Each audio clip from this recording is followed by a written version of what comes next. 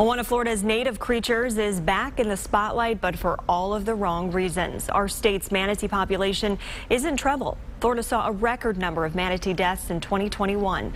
Fox 13's Kelly Cowan explains what's behind this troubling trend.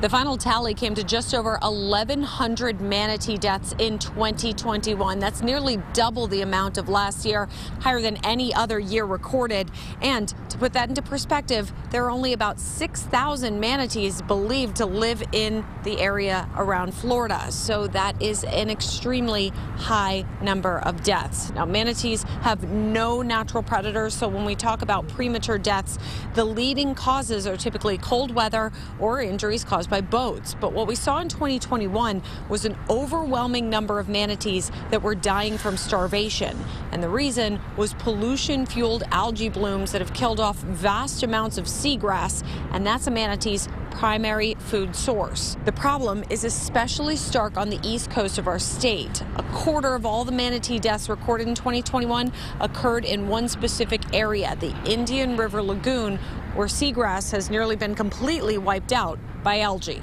Those algal blooms are created because there's excess nutrients in the water that has come from human waste, whether it's leaking septic tanks or from improperly treated wastewater or even runoff from fertilizers. Sea manatees in the hundreds starving to death should be a very clear signal to anyone paying attention that our water quality is in crisis. And one way we can all help is by reducing our fertilizer use in our lawns.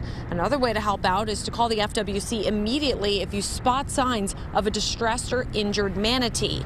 This one was rescued earlier this week in Crystal River. It was actually found stranded on a road. And the FWC explains that a storm with heavy rains and wind created flooding during high tide. And then when the waters receded, the young manatee became stuck. Marine biologists noted that manatee was underweight. It also had a healing wound on its side and was suffering from cold stress. But he's now been transported to SeaWorld in Orlando for care. If you happen to see a manatee with its ribs showing or an indentation behind its head, that's an indication of malnourishment or starvation. You should call the FWC immediately to report it. In Tampa, Kelly Cowan, Fox 13 News.